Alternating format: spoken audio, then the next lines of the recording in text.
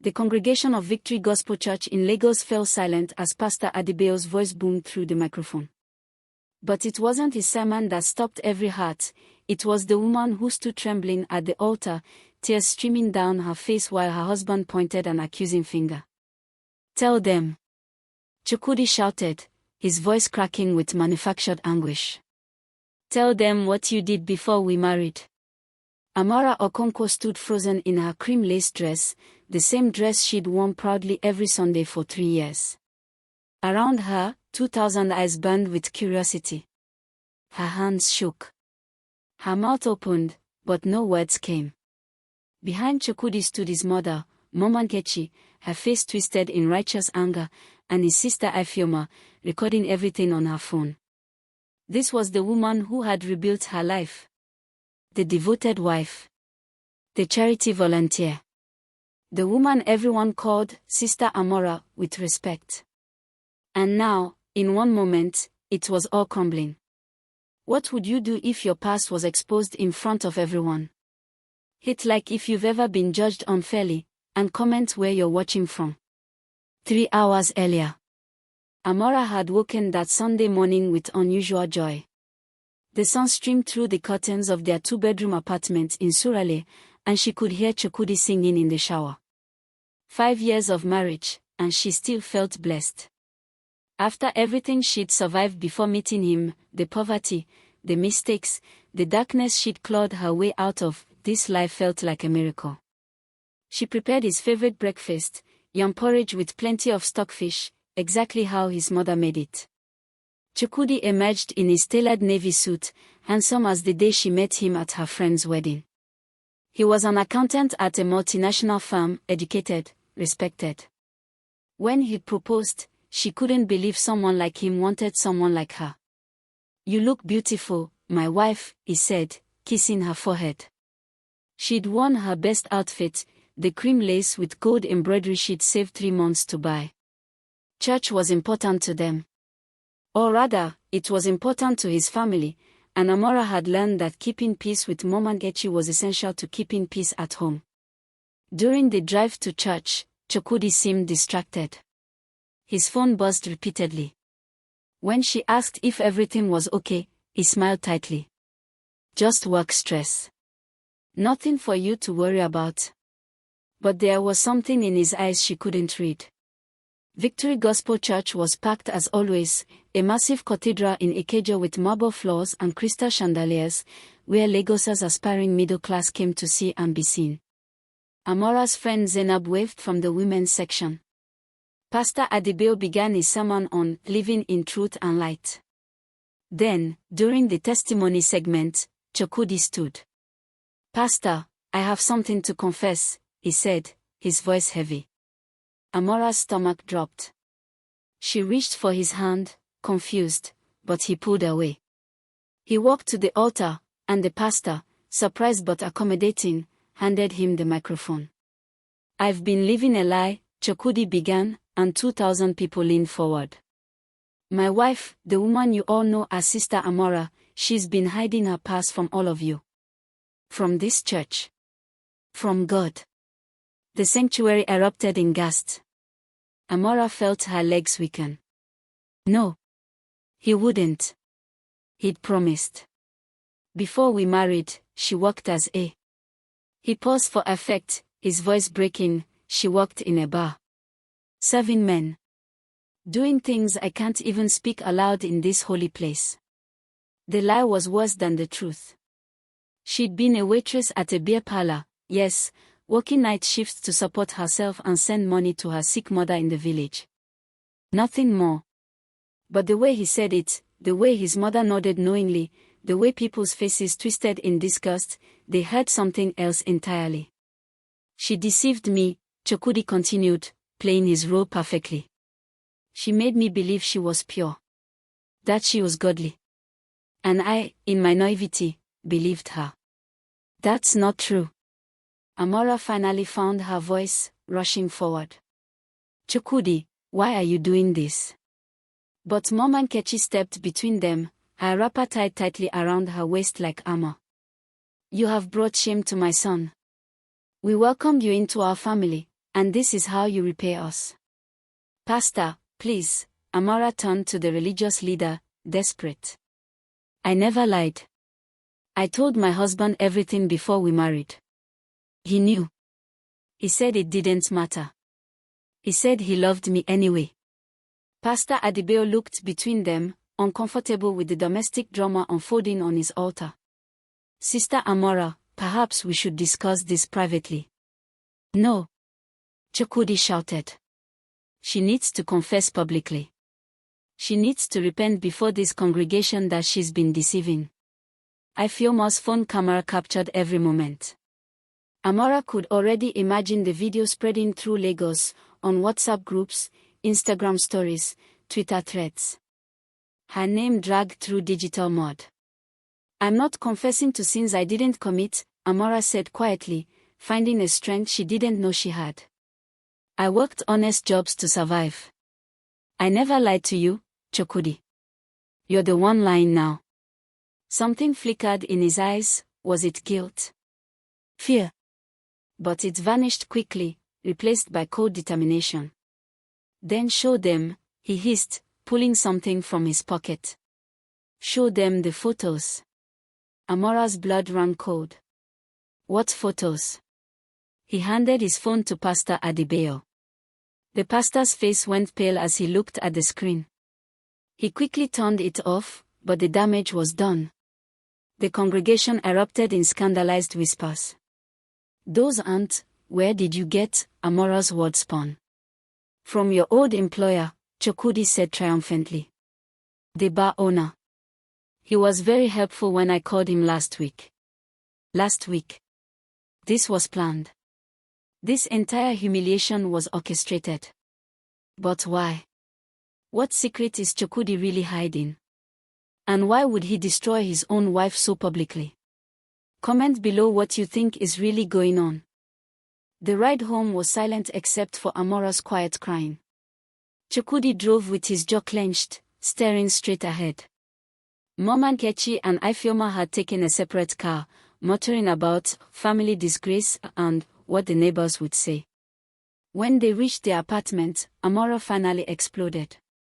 Why, she screamed, no longer caring if the neighbors heard. Why would you humiliate me like that? You knew everything about my past before we married. You said you loved me despite it all. Chukwudi loosened his tie and poured himself a drink, whiskey, though he claimed to be a devoted churchgoer who never touched alcohol. Another lie in a marriage apparently built on them. Things change, he said flatly. Things change. What does that even mean? He took a long sip, his eyes cold in a way she'd never seen before. This wasn't the man who'd courted her with poetry and promises. This was someone else entirely. I need you out of this marriage, he said simply. My mother has found me a proper wife. Chidinma Nwosu. Her father owns 3 banks. She went to university in London. You're leaving me for another woman. Amara couldn't breathe. So all of this, the church, the lies, the humiliation, was what? To make me live quietly. If I just divorced you, my family would have questioned it. Question me. This way, everyone will support the divorce. You'll be the villain, not me. The calculation in his voice made her sick. But we took vows, she whispered. Before God. God understands, Chukwudi said with infuriating confidence. I was deceived into marrying beneath my station. Now I'm correcting that mistake. Beneath his station. The words hit like a slap. Amara sank onto their sofa, the one she'd picked out, that she'd screamed to buy through an installment plan. Everything in this home had her fingerprints on it. Her love. Her dreams. And none of it had ever really been hers. I have nothing, she said, more to herself than to him. No job. No savings. You insisted I quit working when we married. That wives in your family don't work.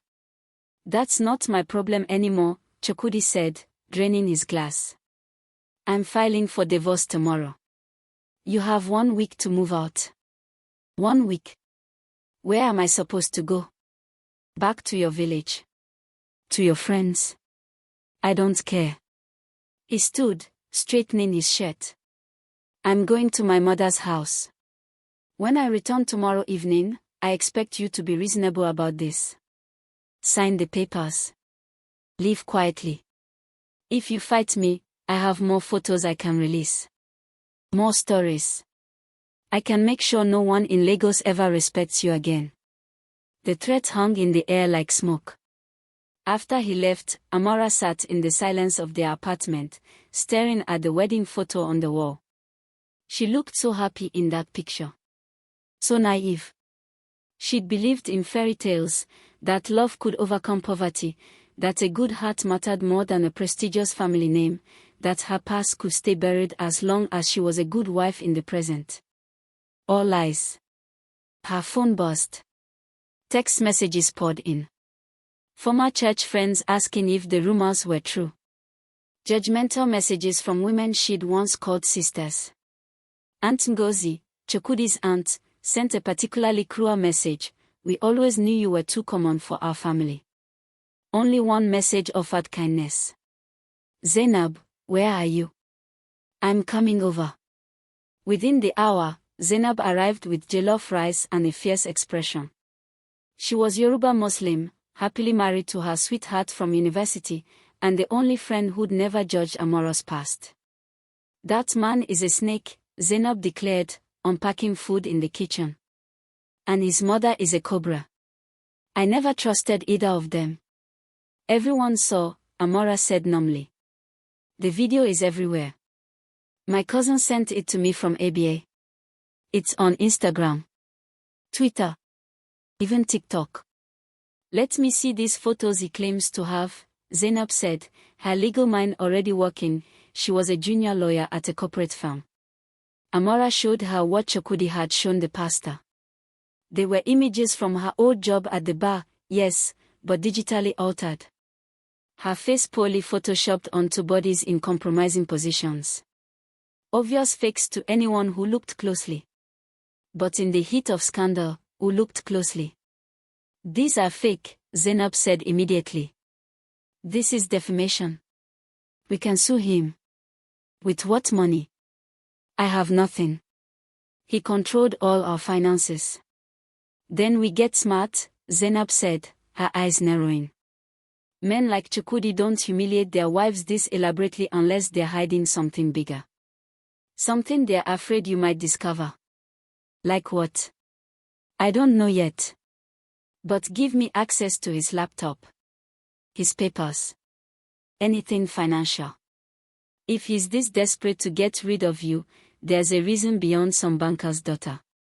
Amara thought about it. Chukwudi kept his work laptop in the study. She had the password, he'd never bothered to hide it, assuming she was too simple to understand accounting anyway. What am I even looking for? Anything unusual? Unexplained transactions? Secret accounts? Trust me, Amara. I've handled enough divorce cases to know, when a man goes this far to destroy his wife's reputation, he's protecting his own secrets. That night, while Chukwudi stayed at his mother's house, Amara opened his laptop. Her hands shook as she navigated through files. Spreadsheets. Client accounts. Everything looked normal at first. Then she found a folder labeled Personal Investment. Inside were bank statements for accounts she'd never heard of. Transfers to offshore accounts. Documents referencing properties in Dubai and London. Amounts that made her head spin, millions of naira, far more than his accountant's salary could explain. And then she found something worse. A contract with a private lender. Chukwudi owed 70 million naira to a loan shark named Emeka, the enforcer Okafor. The repayment date was 3 weeks ago. The collateral listed was the apartment, plus something called future marital assets from new marriage to CN, dowry plus family contribution estimated at 150 million. CN. Chidinma Nwosu. The banker's daughter. He wasn't just leaving Amara for love or status. He was leaving her because he was drowning in debt. The new marriage was a business transaction. A way to pay off criminals before they came collecting. And he destroyed Amara publicly to ensure she couldn't claim any assets in the divorce, couldn't ask questions about where the money went. Her phone buzzed. An unknown number. Against her better judgment, she answered. Mrs. Okonkwo, a deep male voice said. You don't know me, but I know your husband owes me a considerable sum. I'm calling to let you know that if he doesn't pay by next week, I'll be collecting on the debt. And unlike your foolish husband, I don't care about church reputations. I care about money. The line went dead. Amara's hands trembled as she stared at the evidence spread across the laptop screen. Amara just discovered her husband's dangerous secret, but will anyone believe after he destroyed her reputation? And who is the mysterious caller? Don't forget to like, subscribe, and share this story with someone who loves emotional drama. Monday morning arrived with the harsh reality of unemployment and impending homelessness. Amara had barely slept, her mind racing through impossible scenarios. She couldn't go to the police. What would she report? That her husband had debt. That he'd humiliated her in church. Nigerian police had bigger problems than domestic disputes. She tried calling her younger sister, Adogo, who worked as a nurse in Port Harcourt, but the response was cold. Sister Amara, you know our family can't handle more shame. If you come back to the village now, after what happened. Mama is already sick with the stress. Maybe you should just apologize to your husband and his family. Apologize. As if she was the villain in this story. Zainab arrived at noon with unexpected news. I did some digging on this Emeka Okafor character. He's not just any loan shark, he's connected to some serious people. Politicians. Business moguls. He runs what looks like a legitimate investment firm, but everyone knows it's a front for money laundering and predatory lending. How does that help me? Because men like that don't like being cheated. And if Chukwudi is planning to use his new wife's dowry to pay the debt, Okafor might be interested to know that marriage might not happen. What do you mean? Zainab pulled out her phone, showing Amara a society blog post from that morning. The headline read, Banker's daughter Chidima Nwosu engaged to accountant Chukwudi Okonkwo, but who is his current wife? Below were photos from yesterday's church scandal, already viral across Lagos. The comment section was brutal, but several caught Amara's attention. They were from people claiming to know the Nwosu family, questioning whether they'd really approve a marriage to someone with such public baggage. The Nwosus are owed money, Zainab explained. Very concerned with reputation. If they think Chukwudi comes with scandal, they might reconsider. Which means Chukwudi won't get that dowry money. Which means he can't pay Okafor. Which means he's in serious danger, Amara finished. Despite everything, her heart clenched.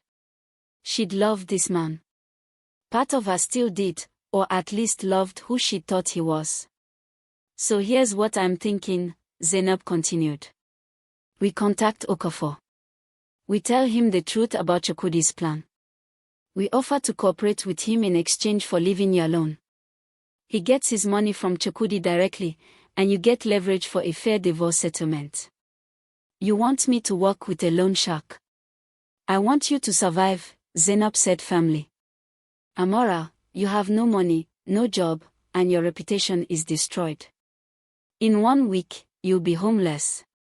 Chukwudi is counting on you being too broken to fight back. Prove him wrong. The idea terrified her. But what choice did she have? That afternoon, they met Emeka Okafor at a discreet restaurant in Victoria Island. He was younger than Amara expected, maybe 40, with an expensive watch and eyes that calculated profit in every interaction. 2 bodyguards stood nearby, making the meeting feel more like a negotiation with danger than a business discussion. Mrs. Okonkwo, he said smoothly, sipping imported wine. I was intrigued by your lawyer's call. You want to discuss your husband's death. I want to make sure I'm not held responsible for it, Amara said, her voice steadier than she felt. We're divorcing. Whatever he owes you has nothing to do with me. Legally, you may be right. But I don't operate on legal technicalities alone. I operate on results. His smile didn't reach his eyes. Your husband assured me he'd have my money 2 weeks ago. He doesn't. Now he claims a new marriage will solve his problems. But I'm not a patient man, Mrs. Okonkwo. I don't like waiting. Then don't wait, Zainab interjected. We can show you documentation proving Chukwudi has been hiding assets from both his creditors and his wife. We can also inform you that his planned marriage might fall through once the bride's family learns the full extent of his financial troubles. Okafor leaned back, interested. You'd betray your own husband. He betrayed me first, Amara said quietly. In front of 2,000 people. He destroyed my name to save his own. I'm just returning the favor with truth instead of lies. Something like respect flickered in Okafor's expression. I like you, Mrs. Okonkwo. You have more spine than your husband. Here's what I'll do, you give me everything you found on his hidden accounts, and I'll ensure your name stays clear of his debt. I'll also ensure that in your divorce, you receive proper compensation. Call it a finder's fee for your information. How will you ensure that? Let's just say I have ways of encouraging cooperation. Chukwudi will suddenly become very generous in divorce negotiations, I assure you. It felt like making a deal with the devil. But what was the alternative? There's one more thing, Amara said. The photos he used to humiliate me were fake.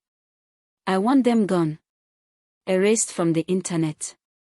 And I want a public retraction.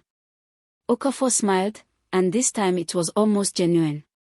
Now you're thinking like a businesswoman. I'll handle it. In exchange, I expect complete cooperation and discretion. They shook hands. Amara felt like she'd crossed a line she could never uncross. That evening, Chukwudi returned home, expecting to find Amara broken and compliant.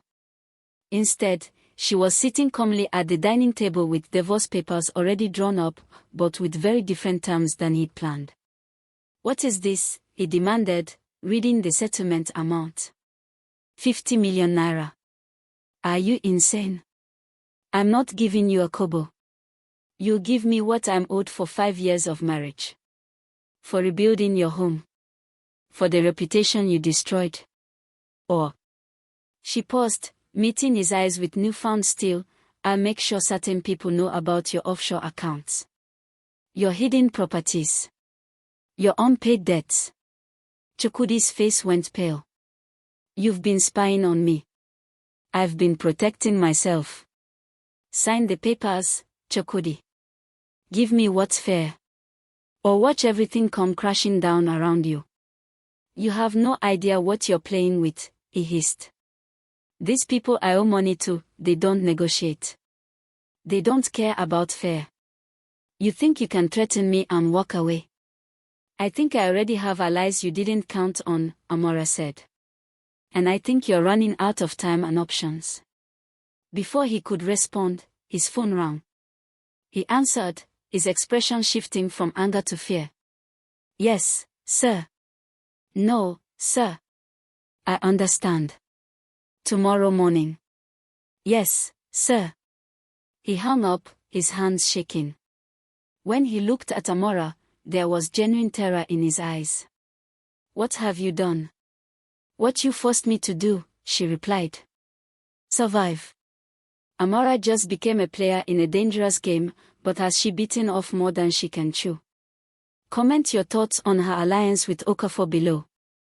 The next 48 hours transformed Amara from victim to strategist. Chukwudi signed the divorce papers with shaking hands after a meeting with Okafor's associates. Amara didn't ask for details, and she didn't want them. The transfer of 50 million naira hit her new bank account Wednesday morning, more money than she'd ever imagined having.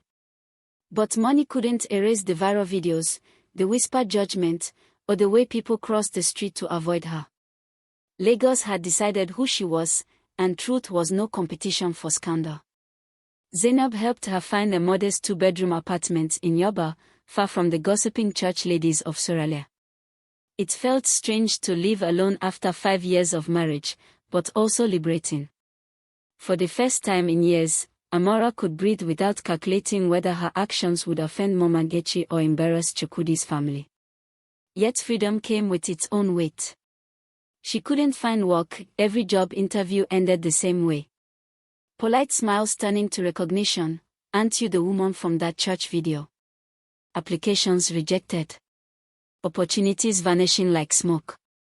One morning, scrolling through job sites with diminishing hope, Amara received an unexpected call from an unknown number. "Mrs. Okonkwo. My name is Sister Josephine Adeyemi. I run a women's shelter and vocational center here in Mushin. I was wondering if we could meet." The woman's voice was warm, grandmotherly. Amara agreed, curious despite herself. Sister Josephine's center was tucked away on a quiet street, a converted warehouse that now housed 20 women and their children. Inside, women learned tailoring, catering, soap making, computer skills. Children attended informal lessons while their mothers worked. The walls were painted cheerful yellow, covered with motivational quotes and children's artwork.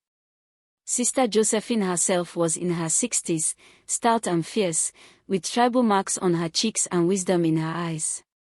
She served Amara zobo drink and meat pie before getting to business. "I saw what happened to you," she said simply.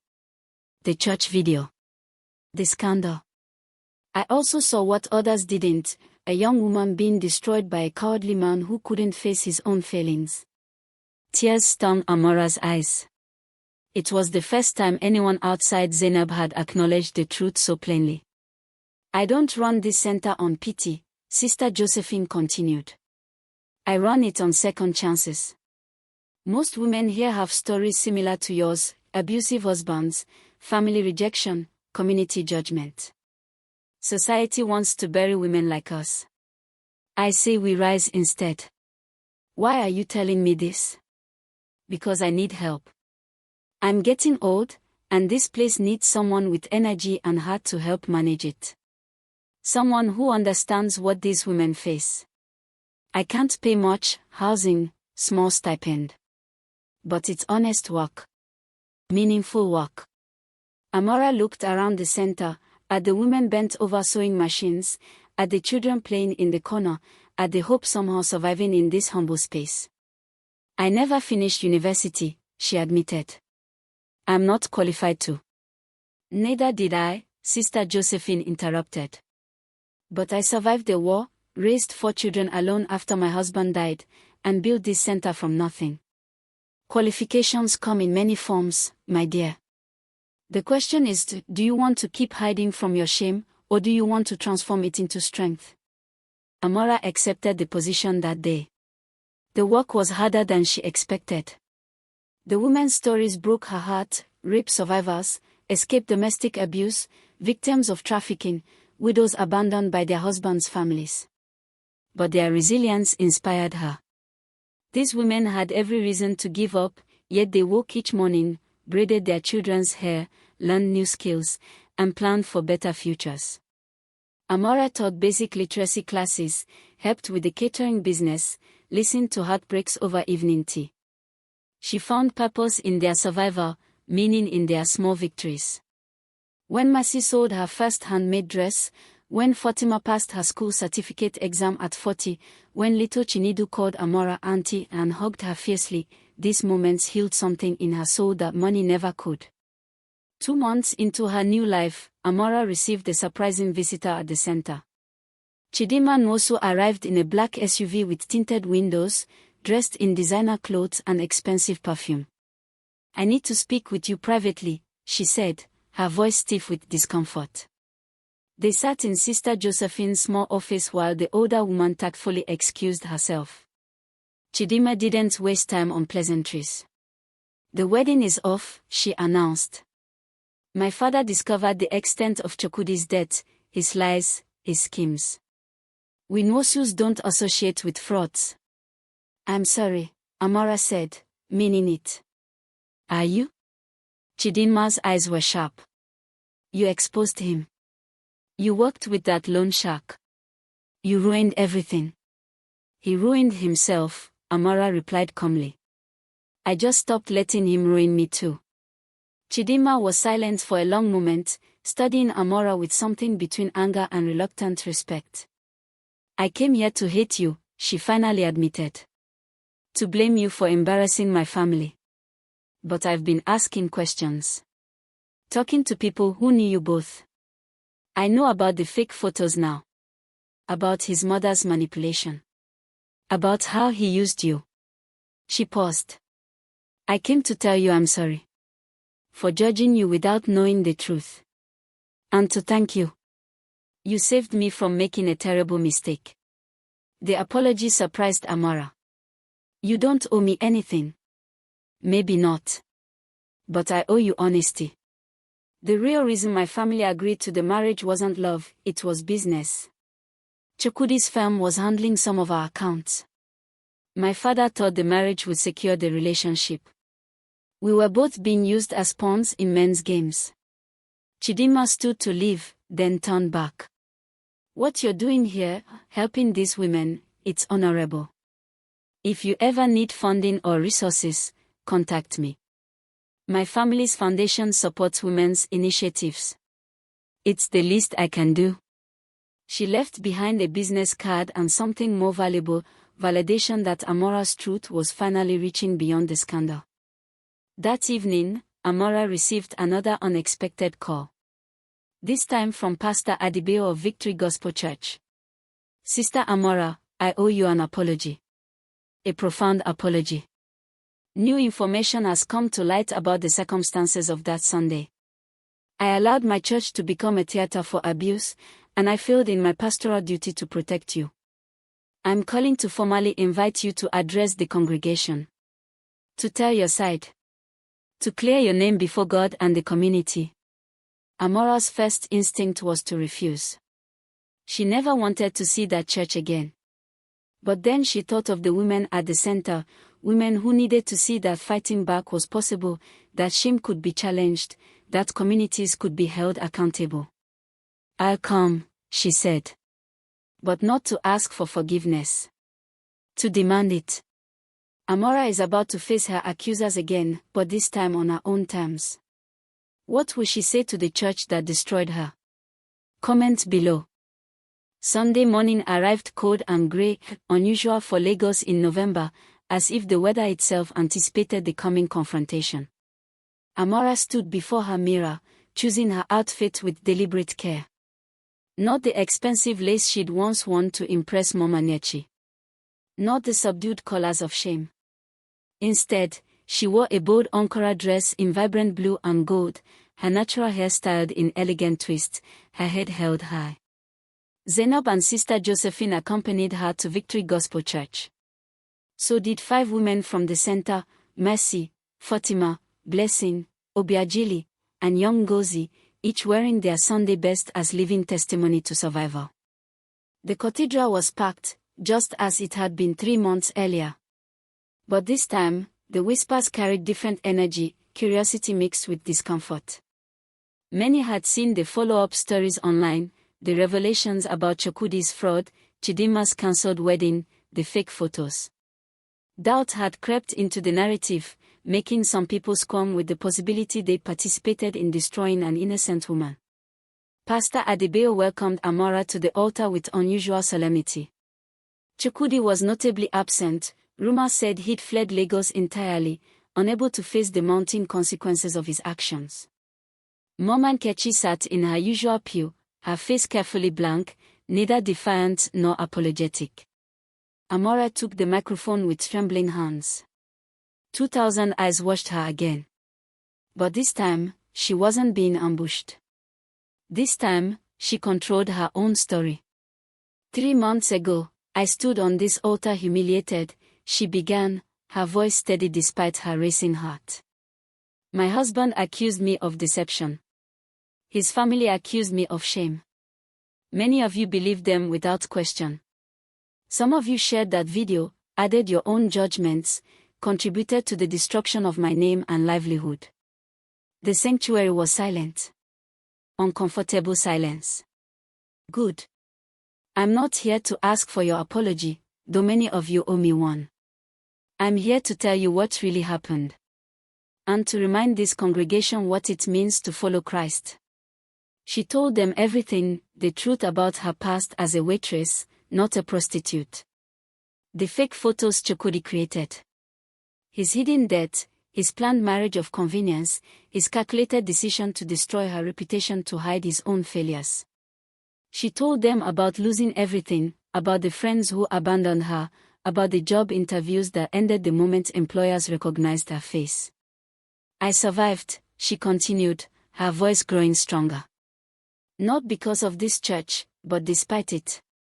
I survived because a few people, a Muslim friend, an elderly Catholic sister, women who society also cast aside, showed me what Christian love actually looks like.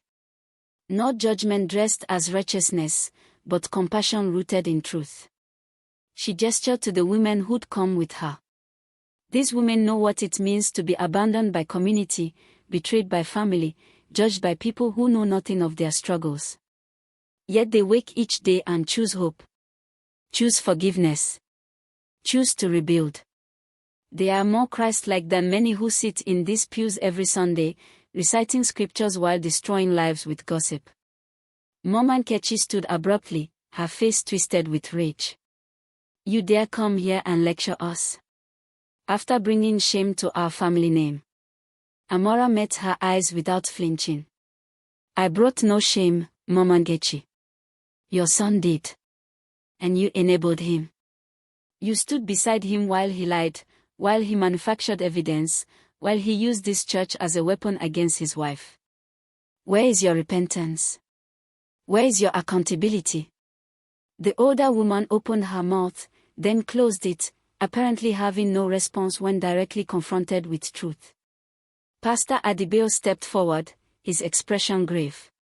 Sister Amara is right. This church failed her. I failed her.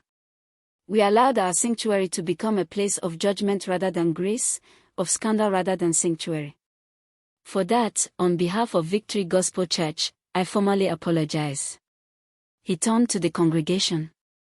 Brothers and sisters, we must do better.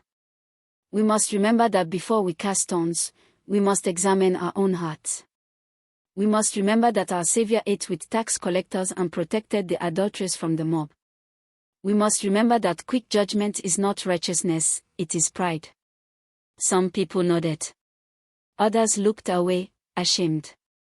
A few still looked skeptical, unwilling to rewrite the narrative they'd already accepted. Amara didn't need universal approval. She just needed her truth told. I'm not coming back to this church, she concluded. I found my ministry elsewhere, serving women who need support more than sermons, action more than prayers. But I wanted you to know that shame is a weapon, and I refuse to carry it anymore. What happened to me here can never happen to anyone else if you choose to be a true community of faith. She handed the microphone back to Pastor Adibeo and walked down the aisle, her head high, her sisters walking beside her. Behind her, the congregation erupted in shocked conversation. Some rushed after her with apologies. Others defended their previous judgments. A few quietly wept. But Amara didn't look back. Outside the church, a small crowd had gathered, including several journalists who'd been following the story's evolution. Cameras flashed. Reporters shouted questions. Mrs. Okonkwo, what's next for you? Are you planning legal action against your ex-husband? How do you feel about becoming a voice for wronged women across Nigeria? Amara paused, considering. Then she spoke clearly, letting them record every word. I'm not a victim anymore. I'm a survivor. And I'm dedicating my life to helping other women survive too, women escaping abuse, poverty, judgment. We're building something at Sister Josephine's Center in Mushin. A place where women don't have to choose between safety and dignity. Where past mistakes don't define future possibilities. Where community means support, not condemnation. What would you say to women facing similar situations? A young female reporter asked. Amara thought of Mercy, who'd been beaten by her husband for 10 years before finding the courage to leave. Of Fatima, who'd been ostracized by her family for divorcing her abusive spouse. Of all the women whose stories would never make headlines but who fought daily battles against shame and judgment.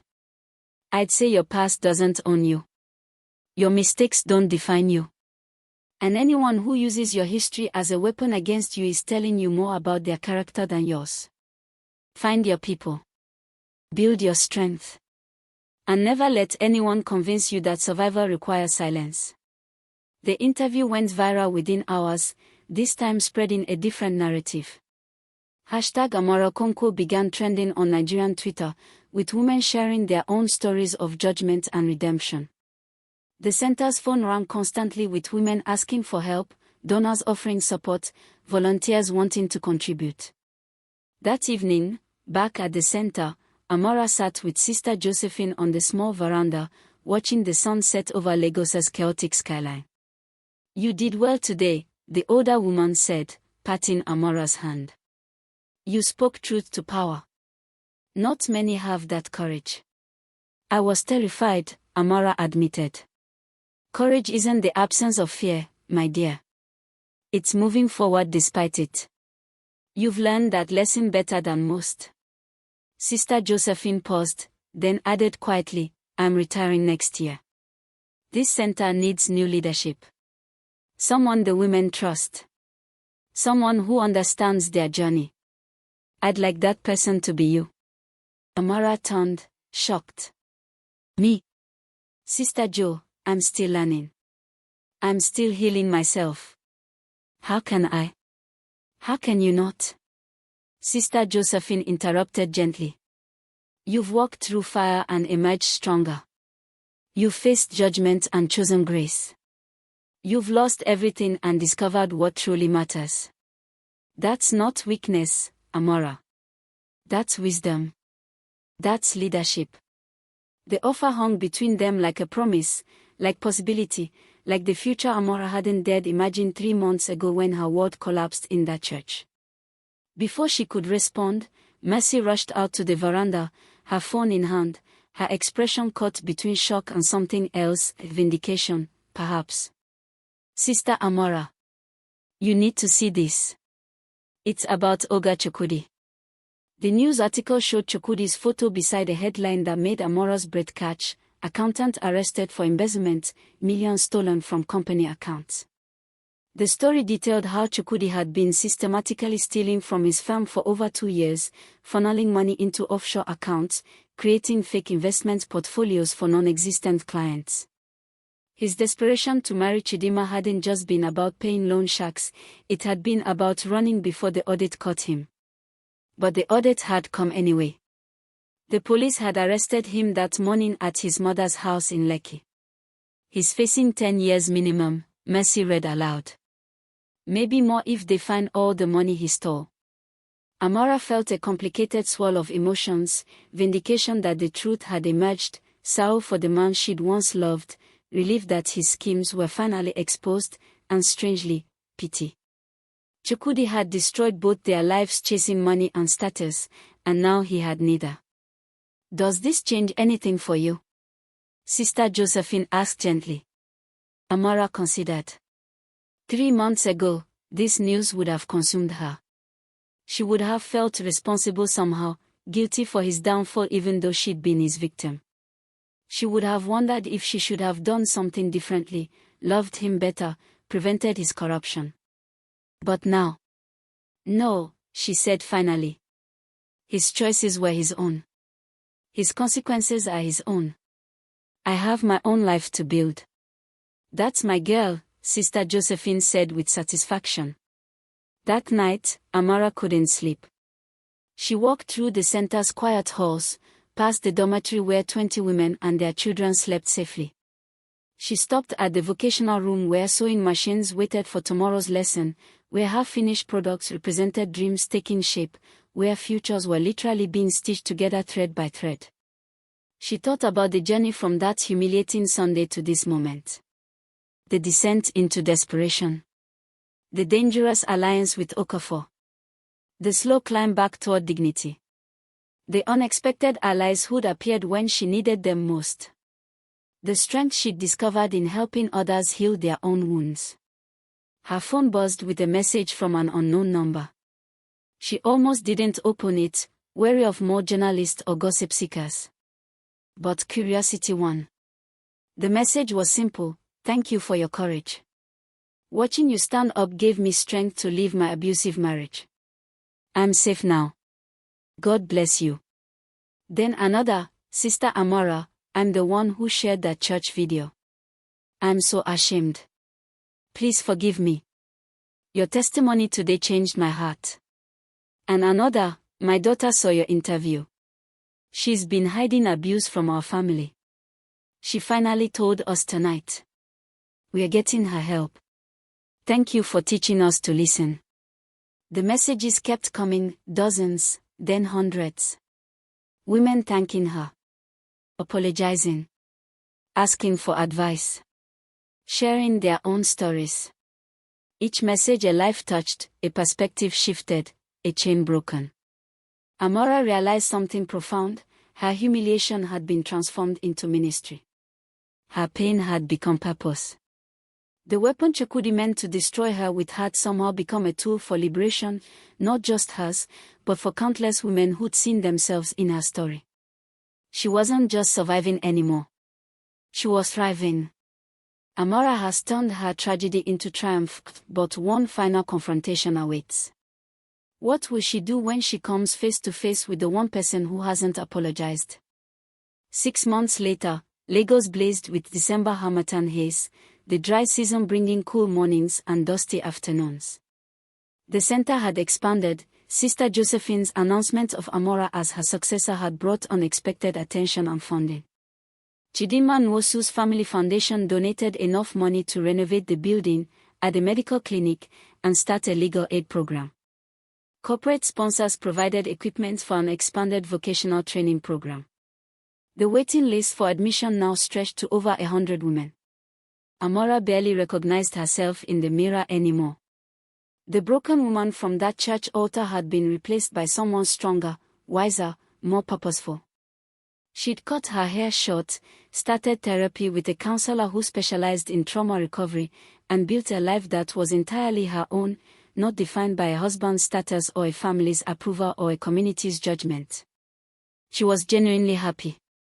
Then, on a Tuesday afternoon while conducting a literacy class, a center volunteer interrupted with an uncomfortable expression.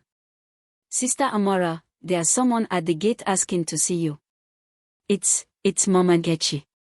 The classroom went silent. Everyone at the center knew Amara's story. Mama Nkechi represented everything they'd all experienced: the family members who'd chosen reputation over compassion, tradition over truth, pride over love. "Should I send her away?" the volunteer asked hopefully. Amara's first instinct was to say yes. She owed that woman nothing. Mama Nkechi had stood beside her son while he destroyed his wife, had added her own condemnations, had chosen her family's image over justice. Why should Amara grant her audience now? But then she thought about the messages she'd received from women thanking her for modeling grace under fire. About the sermon she'd given at a women's conference 2 weeks earlier on breaking cycles of bitterness. About the promise she'd made to herself to never let anyone else's choices control her peace. "No," she said quietly. "I'll see her." They met in Sister Josephine's office, now Amara's office, though it still felt strange to claim it. Mama Nkechi had aged dramatically in 6 months. Her usually immaculate wrapper hung loose on a diminished frame. Her face, once rigid with judgment, now sagged with what looked like exhaustion or shame or both. She sat across from Amara without the commanding presence she'd once wielded so effectively. She looked small. Defeated. "Thank you for seeing me, Mama Nkechi began, her voice barely above a whisper. I wasn't sure you would. I almost didn't, Amara replied honestly. Why are you here? To apologize. To beg your forgiveness. Mama Nkechi's eyes filled with tears, shocking, because Amara had never seen this woman show vulnerability. My son is in prison. My family name is destroyed. Everyone who once respected us now whispers about us the way we once whispered about others. And I've realized that we brought this upon ourselves. You're only sorry because you're suffering consequences, Amara said, her voice level but firm. Not because you understand what you did to me. No. Mama Nkechi shook her head vehemently. That's not true. I mean, yes, at first maybe that's all I felt. But then I started watching the videos of your interviews. Reading the stories about this center. Hearing about all the women you've helped. And I realized. She paused, struggling with words. I realized that I raised my son to be a fraud because I was a fraud. I taught him that appearance mattered more than character. That family reputation mattered more than individual dignity. That women were assets to be managed, not people to be valued. She wiped her eyes with the edge of her wrapper. I have 2 daughters, Amara. Fioma and Ada. I thought I was teaching them strength when I taught them to judge other women. I thought I was teaching them pride when I taught them our family was better than others. But I was teaching them cruelty. And now I see them becoming me, bitter, judgmental women who would drive away anyone who loves them unless they change. What do you want from me? Amara asked. I want to learn, Mama Nkechi said simply. I want to understand how you survived what we did to you and came out with compassion instead of bitterness. I want to know how to be better. For my daughters. For the women in my family. For myself. Amara studied the older woman carefully, searching for manipulation or hidden agenda. But she saw only genuine brokenness, the kind that comes when someone's entire worldview collapses and forces them to rebuild from nothing. It was a feeling Amara knew intimately. Forgiveness isn't something I can just hand you like a gift, Amara said slowly. It's not a single moment. It's a process. And it requires more than words, it requires changed behavior. Changed heart. I understand, Mama Nkechi nodded. What must I do? Amara considered. An idea formed, risky, uncomfortable, but potentially transformative. Come volunteer here, she said. Once a week. Work with the women. Hear their stories. Learn what judgment caused the people on the receiving end. If you can do that for 6 months, if you can truly humble yourself enough to serve women you once would have looked down upon, then we can talk about forgiveness. Mama Nkechi looked shocked, then thoughtful, then determined. I'll do it. When do I start? Tomorrow. 9 o'clock. Wear old clothes you don't mind getting dirty. We are teaching soap making tomorrow, and it's messy work. The older woman stood, extending her hand. After a moment's hesitation, Amara shook it. After Mama Nkechi left, Sister Josephine emerged from where she'd been listening in the hallway, not hiding, just giving Amara space for what she knew would be a difficult conversation. That was brave, the older woman said. Also possibly crazy. She could disrupt everything we've built here. Or she could be transformed by it, Amara replied. Isn't that what we are about? Second chances. Redemption. We can't only offer it to people who haven't hurt us personally. You've grown wise beyond your years, my dear, Sister Josephine said with a sad smile. I'm grateful I get to see you lead this place. I just wish I had more time to see all you'll accomplish. Something in her tone made Amara look closer. Sister Jo. What do you mean? The older woman sighed, gesturing for Amara to sit. I've been diagnosed with cancer, my dear. Stage 3. The doctors say I have maybe a year, possibly less. The news hit Amara like a physical blow. Sister Josephine, fierce, indestructible Sister Josephine, dying. No, Amara whispered. There must be treatment. Surgery.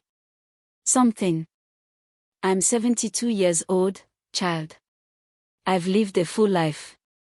I've seen this center grow from a dream to reality. I've watched you transform from a broken woman into a powerful leader. That's enough. That's more than enough.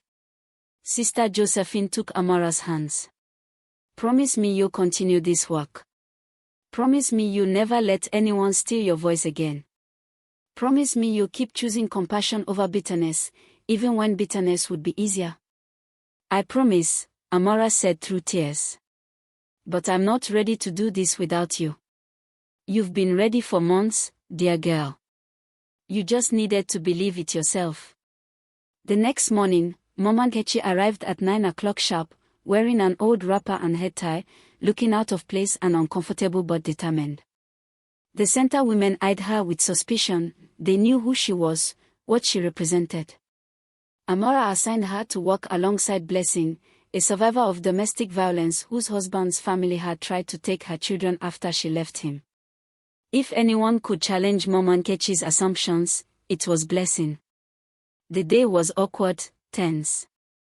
Mama Nkechi fumbled with the soap molds, banged her hand on hot lye, struggled with measurements. She clearly wasn't used to manual labor. But she kept trying. And more importantly, she listened when Blessing spoke about her abusive marriage, about her husband's family blaming her for his violence, about the shame they tried to force her to carry. By the afternoon, Amara found them sitting together during break, Mama Nkechi quietly crying as Blessing described the moment she'd finally escaped with her children, with nothing but the clothes they wore. I was that family, Mama Nkechi said softly. I was the mother-in-law who blamed the wife. Who said she must have provoked him. Who valued my son's reputation over her safety. I was you, Sister Blessing. I was the villain in someone else's survival story. Blessing looked at Amara, surprised by the older woman's honesty. Amara nodded slightly. Let this play out. My former daughter-in-law, Mama Nkechi continued, when my eldest son first married. She came to me once with a bruise. I told her to pray more. Be more submissive. Stop nagging him. She eventually left him, and I called her a bad woman. A destroyer of families. She met Blessing's eyes. I never apologized. Never checked if she was okay. I just protected my son. Like that was the only thing that mattered. It's not too late, Blessing said quietly. To apologize. To make it right. Maybe not too late for her, Mama Nkechi agreed. But maybe too late for me. To change who I've been for 60 years. To unlearn everything I thought I knew about being a strong woman. It's never too late, Amara interjected, joining them. I'm proof of that. 6 months ago, I was begging my sister to let me hide in the village, convinced my life was over. Today, I run a center helping women rebuild their lives. Change is always possible. The question is whether we're brave enough to pursue it. Mama Nkechi looked at the women around the center, sewing, learning, laughing, healing. Will you teach me, she asked Amara. Not just how to forgive myself, but how to be different. How to be useful, instead of destructive. That's why you're here, Amara replied. 6 months passed in a rhythm of work, growth, healing, and inevitable loss. True to her word, Mama Nkechi came every Tuesday, slowly transforming from a judgmental matriarch into a humble servant. She learned the women's stories. She wept with them. She challenged other older women in their families to reconsider their harsh judgments. She even convinced 2 of her society friends to start volunteering. Sister Josephine's health declined steadily but gracefully. She spent her remaining months mentoring Amara, writing down decades of wisdom, connecting the center with more donors and partners, ensuring its future beyond her life. On a warm June morning, Sister Josephine passed away peacefully in her sleep, surrounded by the women who'd become her family. The funeral was attended by hundreds, politicians, business people, journalists, but mostly women whose lives she transformed. Women who'd come to her broken and left whole. Amara delivered the eulogy, her voice strong despite her grief. Sister Josephine taught me that survival isn't enough. That we're called to thrive. To transform our pain into purpose. To break cycles instead of perpetuating them. She taught me that the most revolutionary act a woman can do is refuse to carry shame that doesn't belong to her. After the burial, as mourners dispersed, Amara found herself standing alone at the grave with one unexpected person, Chukwudi. He'd been released early from prison on a work release program, part of a restitution agreement with his former employers. He looked gaunt, humble, diminished, nothing like the arrogant man who destroyed her reputation to save his own. "I don't expect you to speak to me," he said quietly. I wanted to say I'm sorry. Truly sorry. For everything. I was a coward who blamed you for my failures. You deserved so much better." Amara looked at him. This man she'd once loved, once hated, now felt mostly indifferent toward.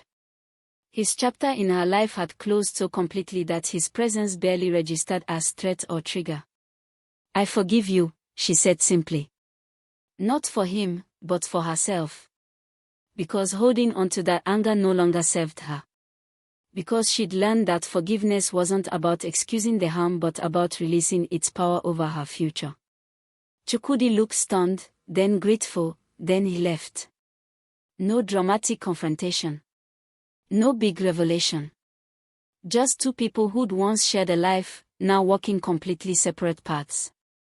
That evening, Amara stood on the center's veranda, now expanded to accommodate 50 women and children, watching the sunset paint Lagos in shades of gold and crimson.